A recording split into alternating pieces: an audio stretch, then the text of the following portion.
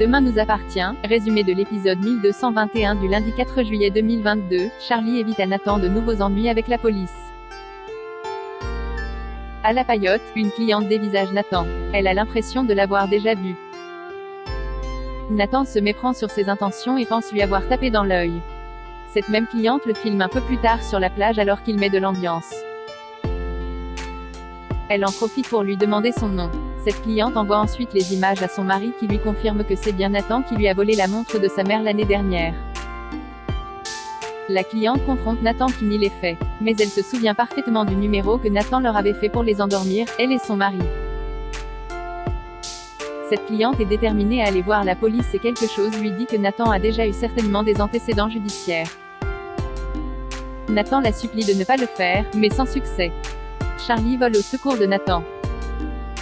Elle plaide la cause du jeune homme qui n'a pas une vie facile. Sensible aux arguments de la jeune femme, la cliente accepte de ne pas porter plainte. Pour la remercier, Charlie lui offre sa note, mais elle veut la retirer de la paye de Nathan. Nathan s'insurge et rappelle à la jeune femme qu'elle l'aidait à faire les poches des clients l'année dernière.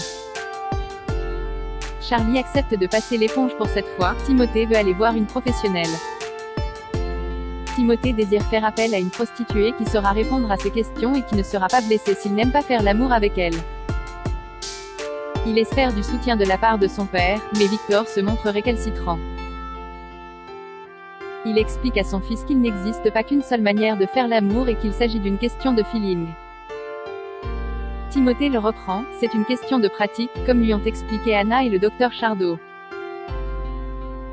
Victor apprend ensuite à son fils c'est illégal d'acheter des services sexuels en France.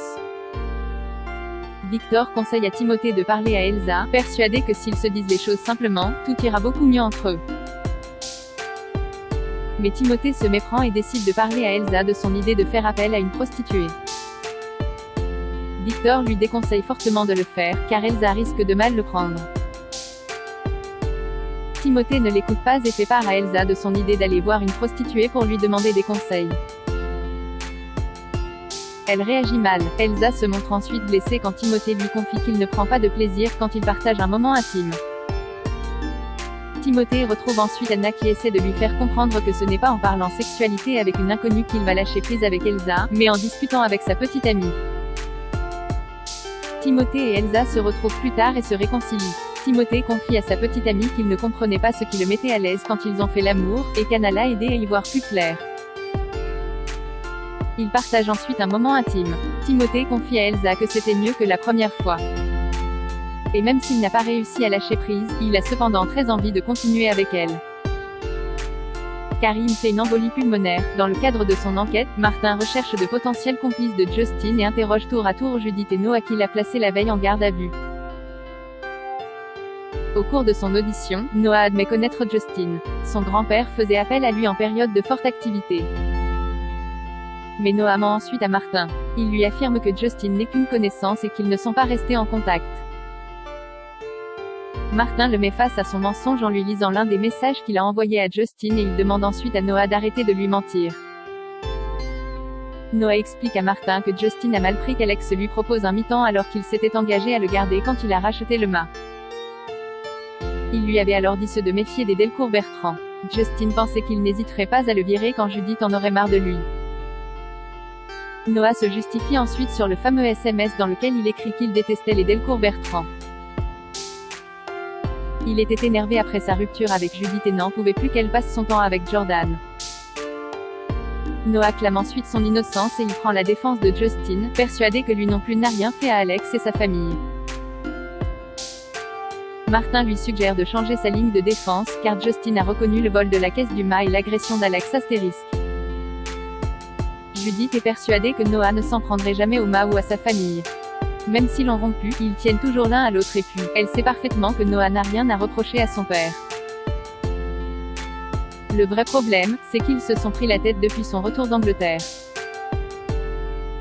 Judith pense que Noah ne s'est complètement jamais remis de la mort de son grand-père et qu'il était en colère et blessé de devoir vendre son mât.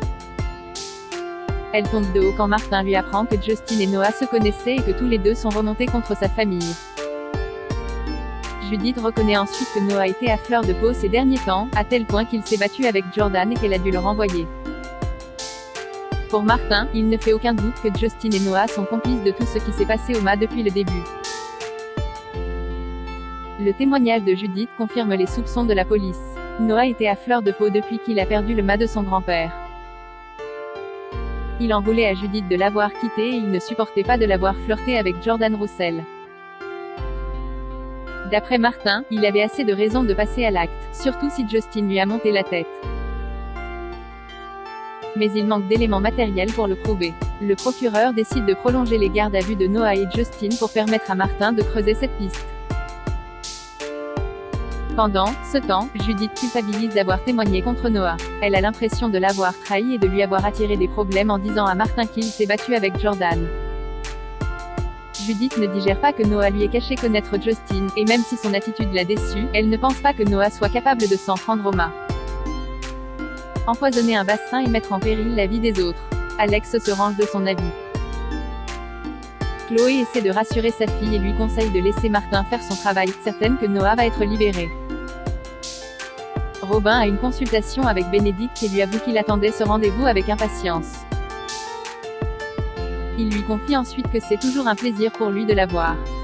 Mais Bénédicte lui annonce que son collègue va la remplacer, car elle est très prise. Elle pense que son collègue sera plus à même de traiter sa capsulite. Robin se confond en excuses. Il pense l'avoir mise mal à l'aise au cours de leur dernière séance. Robin lui jure ensuite qu'il se comportera bien. Bénédicte se montre très claire, elle est une femme mariée. Robin quitte l'hôpital. Il confie plus tard à Alex être tombé amoureux de son ostéopathe et l'a dépeint comme étant très jolie, très intelligente, très douce, mais très mariée aussi. Robin espère continuer malgré toutes ses séances avec elle. De son côté, alors qu'il est en compagnie d'Anna à l'accueil de l'hôpital, Karim fait une embolie pulmonaire. Pris en charge à temps, il est désormais stable. Anna ne comprend pas comment une telle chose a pu se produire. Karim allait mieux et devait sortir bientôt de l'hôpital. Renaud lui explique que sa blessure au couteau a créé une plaie veineuse et un hématome compressif. Lorsqu'ils l'ont opéré, la levée de l'hématome a dû libérer un caillot qui s'est formé dans la veine, ce qui a dû provoquer l'embolie pulmonaire. Karim va être placé sous héparine, mais le traitement pourrait trop fluidifier son sang, ce qui provoquerait des complications hémorragiques. Il va être donc placé sous surveillance constante. Victoire et Renaud tentent de rassurer Anna. La nuit est tombée, lorsqu'un individu arrive sur une barque au mât et détache les